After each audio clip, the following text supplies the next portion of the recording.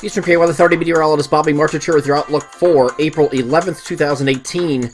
For your Wednesday, we're expecting partly cloudy skies today across the region. Will be still a below average afternoon, but not quite as cool as yesterday was. We'll get up into the low to mid 50s across the region today, so not too harsh, but it is still below average for this time of year by several degrees. That is going to change, though, as we get into the next couple of days, and then we'll deal with Sunday and the confusion with that.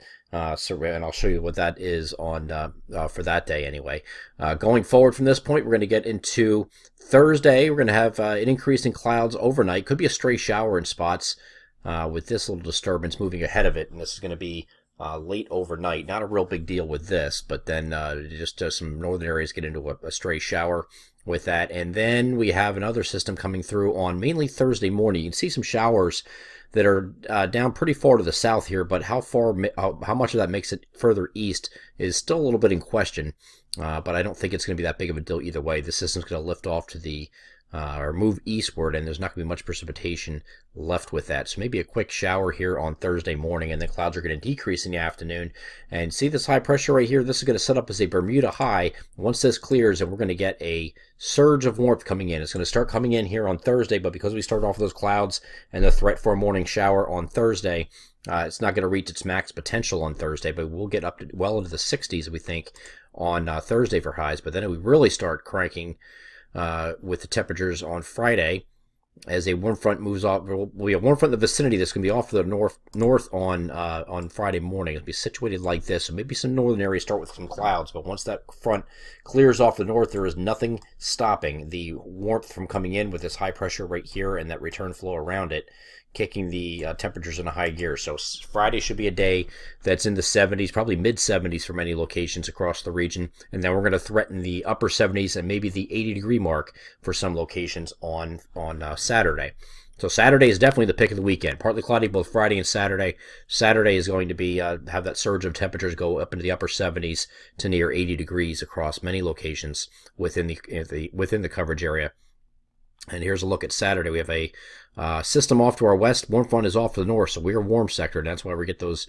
We're going to get those very warm temperatures. Now, off to the north, and it's off the picture, there is a high pressure that's sitting right up here that's going to continue to nose down to the southeast, and it's going to set up in an area over New England. This is going to be interesting for Sunday because although the front that's driving this is the cold front associated with this area low pressure right here that's sitting out in this area. This is all the moisture associated with that. That's not going to come in until later Sunday night and Monday. So you would think you would have another day of really warm air. Well, not in this case because this high pressure again is going to set up right about here, and it's going to funnel some colder air from the north or northeast down from New England, and you're going to get a backdoor front that's going to cut across the area. So on this side of the front, you're going to be colder than average on Sunday and actually falling temperatures, and very warm on this side of the front. So where that front sets up is going to be critical to temperatures on Sunday, and we have to play that game where you play the middle ground and hope for the best, but temperatures are probably going to be off from whatever you're looking at, whether it's our forecast, whether it's an app, whether it's the National Weather Service or what have you.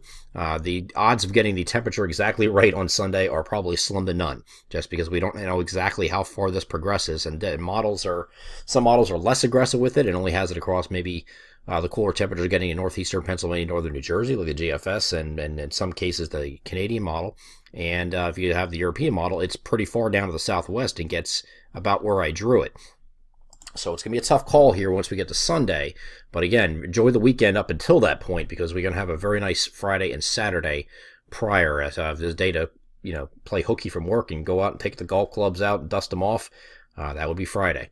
So going forward from this point, here is Sunday. Now we are going to have this backdoor front moving to the southwest.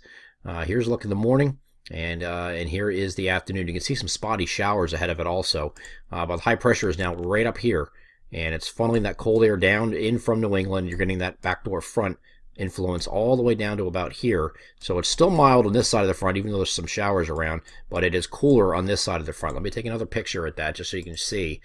Here's our highs on Friday. Again, mid-70s across much of the region, which is a very nice day. Even warmer on Saturday, and you get some 80-degree readings popping up here in places like Harrisburg and Lancaster, northern New Jersey, maybe close to it in Lehigh Valley down to Philly, upper 70s at least. So it's a very warm day on Saturday. But look what happens on Sunday as I move this a little bit forward. You see the backdoor front starting to creep down from the south, and it's going to drop these temperatures. And these are your highs that we get to on Sunday. This is it, because the backdoor front goes all the way back and encompasses all of Maryland. This gets all this cold air coming, draining in down from the northeast, so it's going to be very cold. Don't know if it's this cold. I don't think it's this. I think the European model is a little too aggressive with it. The GFS, again, has this cutoff more like up here. Okay, so they're cold here, and this is all warm. Canadian is very similar to that, so I kind of want to play the odds right now and say maybe somewhere in the middle. And we're going to have temperatures starting off milder in the morning, and then as the front comes through, you get, excuse me, you get those showers along the front, and you also get the opportunity, opportunity for lower temperatures as that front moves through. So we're going to watch this closely, but Sunday, either way, whether it's warm or not, it's going to be a showery type day and cloudy most of the day. Favor the afternoon for those showers, but we'll have a shower opportunity all day on Sunday. Here is a look at overnight tonight first. I wanted to show you the NAM Future Simulated Radar, and it could be a spotty shower in some spots overnight, just a 20% chance of that shower. Most areas will stay dry. And then we have this on Thursday morning, and just a weak area of showers are going to move through. These are very light and very scattered, quick in and out. This is actually showing mid to late morning coming through, and it just kind of dies going eastward, and that's it. And then the sun comes out, and you start to warm up here on Thursday. So let's get past this. We'll go back forward to Sunday evening, which is what we're looking at here. Backdoor cold front is already through, and now we're going to have this system coming through from the west, and this is going to give us some rain and perhaps heavy rain as the front goes more north-south, more like a meridian north-south type thing here. And that's going to allow for some locally heavy rain, maybe some low pressure forming along that front, enhancing rainfall. So this is late Sunday night we're looking at right now, and then we get into Monday morning. You can see the heavy rain moving through. So you probably have about a 6 to 8 hour period of moderate to heavy rain, and you could get some 1 to 2 inch amounts of rain out of this as it's moving through. But this moves pretty uniformly and quickly, so by the afternoon you just have a few leftover showers, and then decreasing clouds as we get overnight. And same thing here on Tuesday with this system moving away. It'll turn to partly cloudy but turn breezy, it looks like, for your day on Tuesday. But it will be cooler, and a day on Tuesday probably a lot similar to what we're going to have today in terms of high temperatures, but we're going to have the wind chill to deal with because we'll have windier conditions present, or at least breezy on Tuesday. And then next week, it looks like for most of the week is going to be at least slightly below average, but not back in the 40s, I don't think. I think we're talking about below average right now being the 50s.